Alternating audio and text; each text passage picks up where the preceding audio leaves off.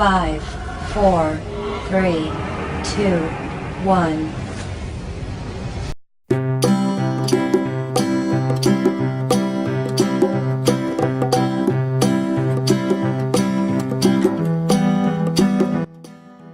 The Unplugged men have been working on their 2110 design project for over 4 weeks now. And now we thought that we would share a few of our design concepts and evaluation processes with you. Hope you enjoy it. So as a team, when we set down a few aims for our machine. Firstly, we want our machine to be reliable. Reliable in a way that the same process can be repeated so that this wouldn't throw us with any unpleasant surprises during the final competition. Secondly, we wanted to make our machine cost efficient and keep it all within $100. And thirdly, we wanted to make our machine precise in such a way that it collects the shrubbery, launches the grenades, does everything in a really accurate fashion. That was our aim, so let's see how we went about achieving that.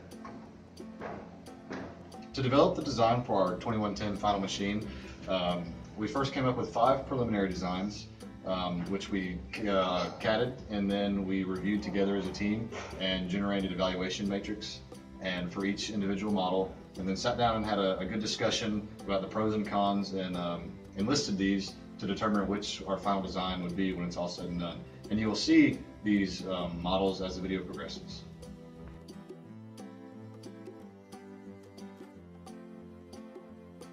We did in CAD is we modeled the entire arena itself.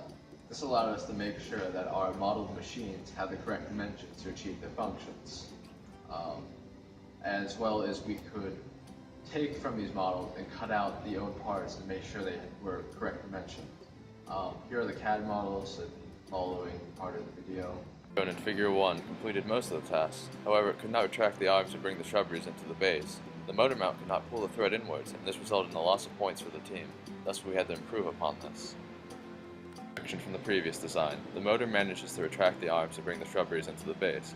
However, this design posed the team with a new challenge. The drawer slides would not release, thus the grenades could not be launched in the beast layer. Unfortunately, even the improvement from the previous design was not good enough. It would still result in the team losing points, therefore the above 2 designs were not selected for the final design. Design improved upon the previous 2 designs considerably. The arms retracted back efficiently and collected most of the shrubbery. The draw slides were consistently being deployed as well. It even had a mechanism to remove the Black Knight from the arena. Furthermore, this entire setup was deployed by means of a pneumatic cylinder. This design was able to collect 8 shrubbery while not being able to do anything else: defeat the Black Knight, deploy holy hand grenades, or retrieve the Holy Grail. While shrubbery is worth a sizable number of points, this task alone would not be sufficient to perform well during the final competition. Not being able to complete more than 1 task effectively caused the team to pass on this design. This design, while being able to complete a singular task well, once again could not complete other tasks well, if at all. The long-term goals of the team to be successful during the final competition caused the design team to pass on this design, designating it as an alternate. While this design, being able to retrieve tennis balls, did not even possess the ability to deploy into the blast zone, where the Beast Slayer and Holy Grail reside. Not even being able to attempt these tasks made making this design an alternate an extremely easy decision. Without the foundations to complete 2 tasks with high weighted points would guarantee defeat on competition day. So once we came up with alternative ideas for our design concept, we decided to compare them in the form of an evaluation matrix. We listed down our ranked criteria and computed an average score for each of our ideas, and this helped us pick the best fit to defeat the Black Knight. Once we came up with alternative design ideas for our project, we had to pick the best. To do so, we employed an evaluation matrix and compared the design trade-offs between each of the preliminary concepts. This table contains criteria that are essential for the functioning and success of the machine. As you can see, these criteria are weighed on a scale from 0 to 10 based on their importance. Size and speed were ranked 10 because failure to meet these criteria would result in a DQ. Launching the grenades and collecting the shrubbery were also ranked 10 because these 2 tasks would amass a great amount of points for the team, 83 to be precise. Furthermore, if the egress is successful, the grenade points would be doubled.